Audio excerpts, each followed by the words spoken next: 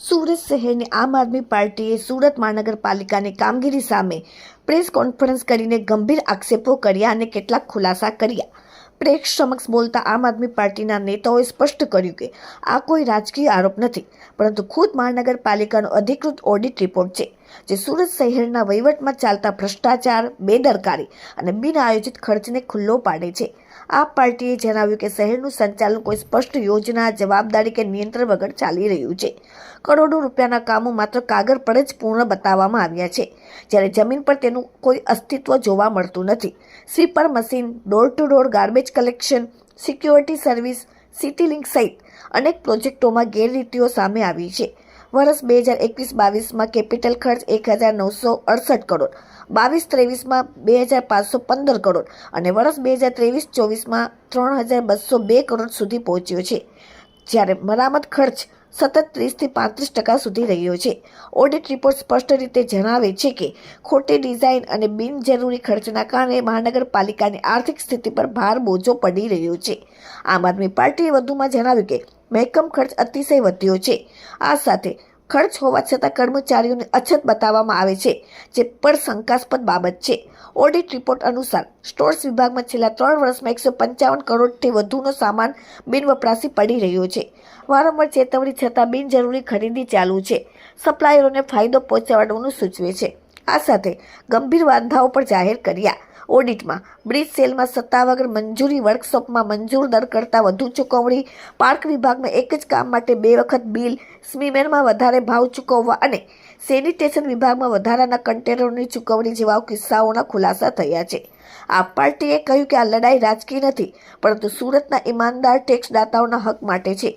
જો આજે અવાજ નહીં ઉઠાવાય તો આવનાર સમયમાં સુરતનું આર્થિક ભવિષ્ય વધુ અંધકારમય બની જશે. મહાનગરપાલિકામાં છેલ્લા 30 વર્ષથી ટ્રિપલ એન્જિનની સરકાર જે વાતો કરે છે કે અમે વિકાસના બણગાને ફૂલ ગુલાબી ચિત્ર બતાવવાની વાત કરે છે, પણ છેલ્લા 3 વર્ષનો જો ઓડિટ અહેવાલ આપણે વાંચીએ તો ખબર પડે કે સુરત મહાનગરપાલિકાના કેપિટલ ખર્ચમાં અને એમના ખર્ચ કરેલ પાછળ જે મરામત ખર્ચ છે એની ટકાવારી ખૂબ વધારે છે, એટલે કે 35%થી પણ વધારે ખર્ચ આ કેપિટલ ખર્ચના મરામત પાછળ વપરાય છે. અને આમાં ઓડિટ જે આપણા ઓડિટર છે એ સ્પષ્ટ ભાષામાં કહે છે કે આપણે આ જે કેપિટલ મરામત જે ખર્ચ છે એમાં આપણે સંકોચ લાવવાની જરૂર છે અને એમાં કંટ્રોલ લાવવાની પૂરેપૂરી જરૂર છે, નિયંત્રણ લાવવાની જરૂર છે. વારંવાર આવું સૂચન આપવા છતાં પણ છેલ્લા 3 વર્ષથી નહીં પણ દર વર્ષે આની આ જ પરિસ્થિતિ ચાલી આવે છે. અને સાથે સાથે જે પ્રોજેક્ટોની ડિઝાઇન ઉપર પણ લખવામાં આવ્યું છે કે ભાઈ પ્રોજેક્ટોની ડિઝાઇન વ્યવસ્થિત વિચારીને અને ભૂલ વગરની કરવામાં આવે એવી માંગણી ઓડિટર આપણા કરે છે. એટલે ક્યાંક ને ક્યાંક પ્રોજેક્ટોની અંદર ખામીઓ ઓડિટ વિભાગને પણ દેખાય છે, જેના કારણે એમણે લખવું પણ પડે છે. બીજી વાત કરું મહેકમમાં, તો છેલ્લા 3 વર્ષની અંદર મહેકમ ધીમે ધીમે વધી રહ્યું છે. સુરત મહાનગરપાલિકાની અંદર કર્મચારીની ઘટ છે, પણ બીજી બાજુ મહેકમ ખર્ચ પહેલાં 2021માં 48%, 2022માં 48થી વધારે 48.87% અને છેલ્લા ગયા વર્ષની વાત કરું તો 55%ને પણ પાર મહેકમ ખર્ચ કરી ગયું છે. આનો મતલબ એવો થાય કે સુરત મહાનગરપાલિકાનો વહીવટ જે ચાલી રહ્યો છે એ બેફામ ચાલી રહ્યો છે, જેના ઉપર કોઈનું નિયંત્રણ નથી. અને સુરત મહાનગરપાલિકા અત્યારે હાલમાં નુકસાનીમાં ચાલી રહી છે ને તળિયા એમની જે તેજોરી છે, તળિયા ઝાટક છે એ આ મહેકમ ઉપરથી ખબર પડે.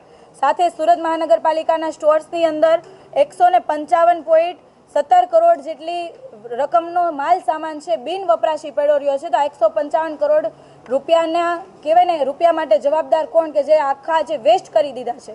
આ પૈસા માટે જવાબદારી કોણ લેશે? પદાધિકારી લેશે કે પછી વહીવટી તંત્ર લેશે?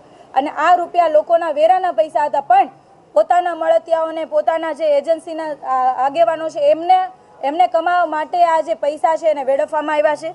સાથે જનરલ એડવાન્સ ખાતે જે પ્રમાણેનો ખર્ચ પાડવામાં આવે છે એના ઉપરથી ખ્યાલ આવે કે વહીવટી અંકુશ નથી.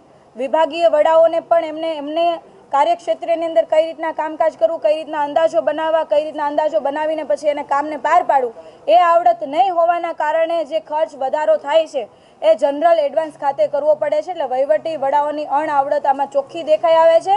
અને આ વાત આપણા મ્યુનિસિપલ ઓડિટર કહે છે ઓડિટ રિપોર્ટની અંદર.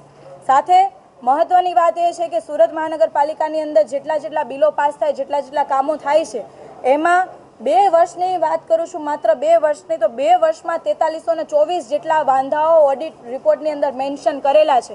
અને આ રિપોર્ટમાં જે અમુક ઉદાહરણ તરીકે હું આપું તો એક એવો એવા વાંધાઓ છે કે જેમાં સત્તાની ઉપરવટ થઈને પોતે બિલ પાસ કરી દીધા છે. અમુક વાંધાઓ એવા છે કે જેમાં એક જ કામ માટે બે વખત ચૂકવણા કરવામાં આવ્યા છે. અમુક વાંધાઓ એવા છે કે જે ઠરાવ જે મંજૂર ભાવ નક્કી થયા છે એનાથી વધારે ભાવની અંદર ગાડીઓ ખરીદવાનું કામ કરવામાં આવ્યું છે.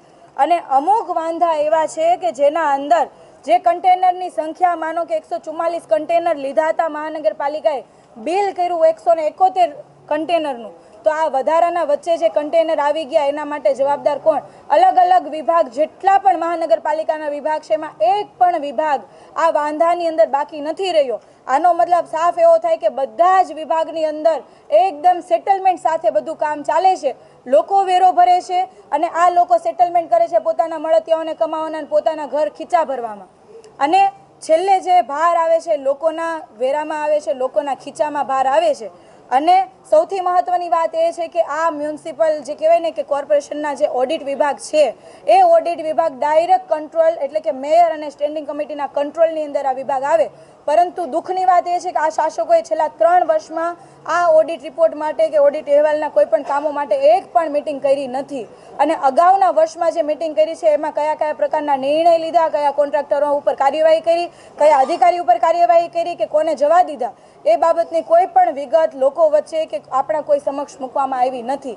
આનો મતલબ એવો થાય કે ગોબાચાળી આખી સિસ્ટમની અંદર જે ચાલી રહી છે એ માત્ર ત્યાં જ નથી થતી, પણ એના ઉપર બેઠેલા પદાધિકારીઓ પણ ક્યાંક ને ક્યાંક આમાં જવાબદાર છે. સુરતની અંદર જે ખોટું થઈ રહ્યું છે એમાં સૌથી મોટો મહત્વનો ફાળો હોય તો શાસકોનો છે અને આ શાસકોને સપોર્ટ કરતા તમામ વહીવટી વડાઓ છે. અમારી માંગણી એવી છે કે આ જેટલી પણ વાંધાઓ આવ્યા છે એ વાંધાઓ ઉપર તપાસ કરવામાં આવે, અધિકારીઓ ઉપર તપાસ કરવામાં આવે, જે કોઈ કસૂરવાર હોય એને ફરજ મુક્ત કરવામાં આવે, સુરત મહાનગરપાલિકામાંથી છૂટા કરી દેવામાં આવે અને પારદર્શકતા લાવવા માટે તમામ ટેન્ડર, તમામ કામ જે થઈ રહ્યા છે, તમામના ચૂકવણા, તમામ કામની જે પ્રગતિ જે છે એ ઓનલાઈન બતાવવામાં આવે, જેથી સુરત શહેરના લોકો જોઈ શકે કે એમણે જે પૈસા ભર્યા છે એમાંથી કયા કયા કામો થાય છે ને હાલમાં એ કઈ જગ્યા પર પહોંચ્યા છે. સાથે જેટલા પણ પ્રોજેક્ટો છે એમનું થર્ડ પાર્ટી ઇન્સ્પેક્શન કરવામાં આવે, જેથી ખબર પડે કયા પ્રોજેક્ટની અંદર કેટલી ગોબાચાળી થઈ છે. અને આ ઓડિટ રિપોર્ટની અંદર જો કદાચ શાસકો એમ કહે કે આ ખોટું બોલ્યા છે કે કંઈ પણ છે, અમે આ ઓડિટ રિપોર્ટ એમની પાસે પણ છે, એ જાહેરમાં આવીને કાં તો સ્પષ્ટીકરણ કરે કે ઓડિટની અંદર આ ખોટું હતું અથવા તો ખોટું લખાયું છે, અને કાં પછી એ નિષ્ફળ રહ્યા છે એ જવાબદારી પોતે સ્વીકારી લે. એની પ્રગતિ સહિતના તમામ સ્ટેટસ ઓનલાઈન મૂકવામાં આવે, જેથી સુરતના તમામ લોકોએ તમામ પ્રોજેક્ટ વિશે કે એમના વિસ્તારમાં ચાલતા કામો વિશે બધી જ માહિતી પોતે જાણી શકે. અને એમાં પણ ક્યાંય ગેરરીતિ હોય તો સુરતના લોકોને પણ ખબર પડે ને એના થકી આજે પારદર્શિકતા આવશે તો ક્યાંક ને ક્યાંક ભ્રષ્ટાચાર ઓછો થશે. બસ આટલી જ વાત સાથે આપ સૌનો ફરી વખત ખૂબ ખૂબ આભાર માનું છું. અને હંમેશા આપ સૌએ ખૂબ સાથ સહકાર આપ્યો છે. છેલ્લા 5 વર્ષના અનુભવમાં આપ સૌએ અમારો અવાજ સુરત શહેરના લોકો સુધી પહોંચાડવામાં ખૂબ મહત્વનો ફાળો ભજવ્યો છે. બદલ અમે હૃદયના ભાવ સાથે ખૂબ ખૂબ આભાર માનીએ છીએ. જય હિન્દ, જય ભારત.